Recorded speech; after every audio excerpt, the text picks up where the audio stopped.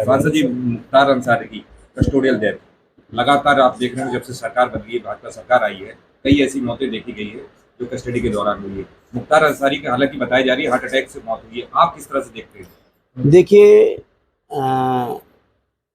पिछले कई दिनों से इस बात की चर्चा थी उनके परिवार द्वारा, और ये बात केवल चर्चा तक नहीं थी, उनके परिवार के लोगों ने माननीय न्यायालय में भी इस बात को कहा कि उनको स्लो पॉइजन दिया जा रहा है, और लगातार उनका परिवार इस प्रयास में था कि उनका बेहतर इलाज हो सके। लेकिन आप सोचिए और कल्पना करिए, सीधे आईसीयू से ले जाके जेल में वापस कर देना बिना किसी मरीज को स्वस्थ हुए, तो सरकार की नीयत में तो शंका न होने का कोई सवाल ही नहीं है। 100% सरकार के द्वारा इस तरह की घटनाओं को किया जा रहा है, और आज बड़ा दुर्भाग्य है कि उत्तर प्रदेश के अंदर सबसे ज़्यादा कस्टोडियल डेथ अगर कहीं है तो हमारे उत्तर प्रदेश में है। लोग कहीं सुरक्षित नहीं हैं, ना सड़कों पर सुरक्षित हैं, ना अपने घरों में सुरक्षित हैं।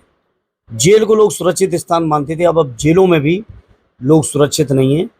पता नहीं सरकार किसकी कब कहाँ हत्या करा दे, किसको जहर दिला दे, अब इस बात को कहना मुश्किल है। मुख्तार अंसारी का आप इतिहास जानते होंगे, उनके आपराधिक इतिहास रहा है, ऐसे में समाजवादी पार्टी द्वारा ट्वीट करके उनके दुख जाहिर किया है। देखिए, जहाँ तक किसी भी व्यक्ति का आपराधिक अगर कोई इतिहास है, कोई केस है, मुकदमे हैं, उस सभी चीज़ों के लिए हमारे संविधान में व्यवस्था है माननीय न्यायालय की, और माननीय न्यायालय का फैसला देश के सरकार के लिए, देश के हर नागरिक के लिए स्वीकार है और स्वीकार हुआ है। लेकिन किसी भी सरकार को यह हक और अधिकार नहीं है कि किसी व्यक्ति की जान ले सके। वे अगर दोषी हैं तो कानून में प्रावधान है उन दोषों के। दुनिया में जितने तरीके के अपराध हैं, हर अपराध का सजा कानून में उसके प्रावधान है, न्यायिक प्रक्रिया है। उस प्रक्रिया से गुजरना चाहिए था कि सरकार ही लगी अकेले किसी की भी हत्या करा देगी, किसी को भी जहर दे देगी, किसी को भी कहीं भी मरवा देगी। क्या ये काम सरकार का है? सरकार का काम है हर व्यक्ति की सुरक्षा करना और न्यायालय के फैसले का पालन करना। परिवार कह रहा है कि इसमें अंसारी जी की मौत पे षड्यंत्र रचा गया, उनको स्लो पॉइजन दिया जा रहा है। समाजवादी पार्टी क्या ऐसी संभावना जताती, क्या ऐसा भी हो रहा है कस्टोडियल में? देखिए, कुछ भी हो सकता है। सरकार क्या करेगी इस बात का, अब आप किसी भी बात को ये ना मानिए कि सरकार ये नहीं कर सकती है।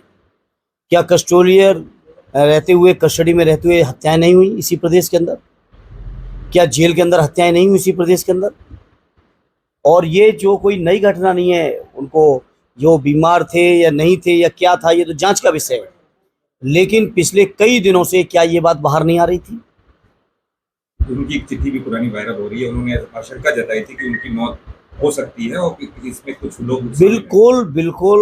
और अगर कोई बात ना होती, कोई जानकारी पुख्ता ना होती, तो इस तरह की चीज़ें मैं नहीं समझता कोई जेल में रह के इन बातों को स्टंट करेगा अपने जीवन को लेकर।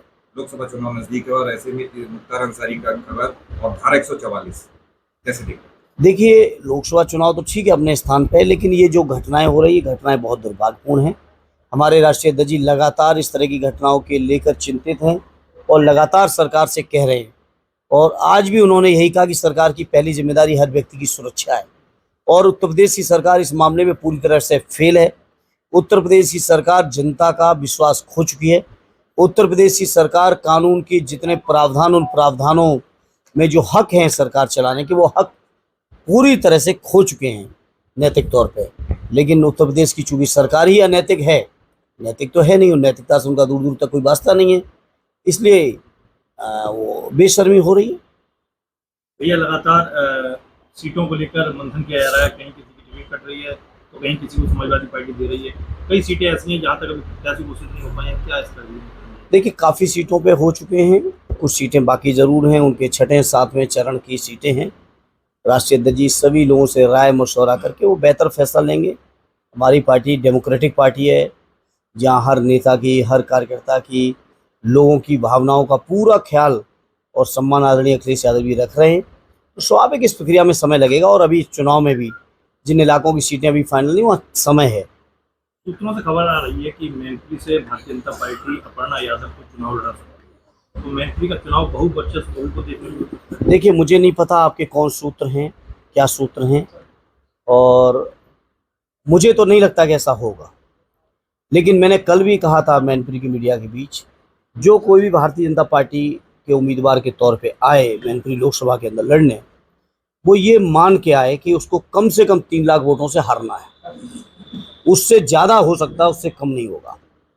कम से कम वह शब्द इस्तेमाल कर रहा हूँ।